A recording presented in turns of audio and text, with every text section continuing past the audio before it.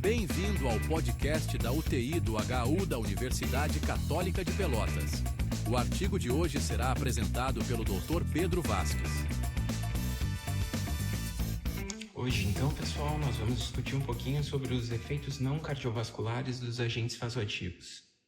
É isso aí mesmo, aqueles mesmos vasopressores que a gente está acostumado a usar todos os dias na UTI, como noradrenalina, adrenalina e vasopressina, eles têm repercussões muito além do sistema cardiovascular. E entender isso pode fazer diferença na nossa prática diária. Foi isso que um artigo que foi publicado na Frontiers in Pharmacology, nesse mesmo ano de 2025, tentou abordar. Você já sabe que os agentes vasoativos são fundamentais no manejo do choque e da instabilidade hemodinâmica. Mas o que talvez passe despercebido é que essas mesmas medicações vão atuar em diversos sistemas, né? Elas interferem tanto em humor quanto cognição, perfusão renal, motilidade gastrointestinal, secreção hormonal e até mesmo em fatores de coagulação no sistema de coagulação como um todo. O artigo que embasa a nossa discussão de hoje, então, como eu já disse, ele foi publicado em julho de 2025 e fez uma revisão muito completa sobre esses efeitos além do coração dessas drogas. Começando então pelo sistema nervoso central. A noradrenalina, por exemplo, está envolvida na regulação do estado de alerta, da atenção, na memória e também do humor. Mas em níveis elevados, como em situações de estresse intenso ou de uso prolongado, pode haver neurotoxicidade, com potencial dano neuronal e prejuízo cognitivo. A vasopressina, por sua vez, modula comportamentos sociais, estresse e analgesia. Em estudos com animais, mostrou-se envolvida na formação de vínculos sociais. Em humanos, parece ter impacto no humor e até mesmo no limiar da dor, principalmente em mulheres. Ou seja, o efeito no cérebro vai muito além da pressão arterial. Agora pensa comigo, quanto de sangue que passa pelo trato gastrointestinal?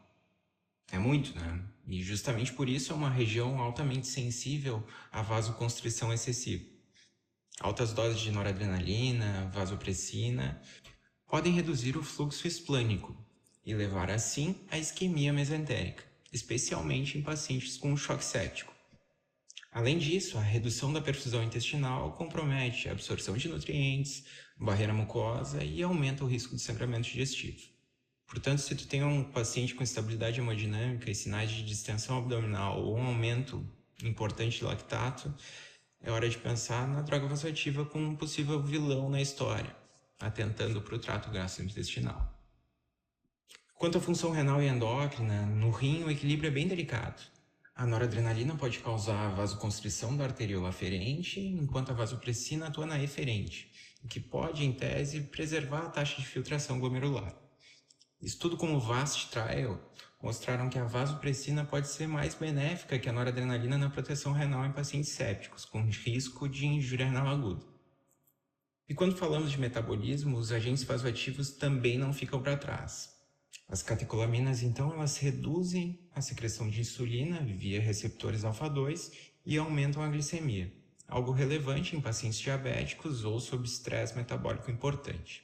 A vasopressina, curiosamente, pode potencializar a liberação da insulina em resposta à glicose. Ela também influencia o eixo hipotálamo-hipófise adrenal, impactando a liberação de cortisol e a resposta inflamatória. O recado aqui é claro, o impacto desses fármacos vai muito além da pressão arterial. Quanto à coagulação, as catecolaminas aumentam a agregação plaquetária, por ação nos receptores alfa-2 e beta-2, e ainda estimulam a liberação de fator 8 e von Willebrand. A vasopressina, por sua vez, também tem efeito pró-coagulante, o que explica seu uso, na forma de desmopressina, em pacientes com doenças hemorrágicas, como a doença de von Willebrand. Mas atenção, esse perfil pode favorecer um estado de hipercoagulabilidade, elevando o risco de trombose em doentes críticos.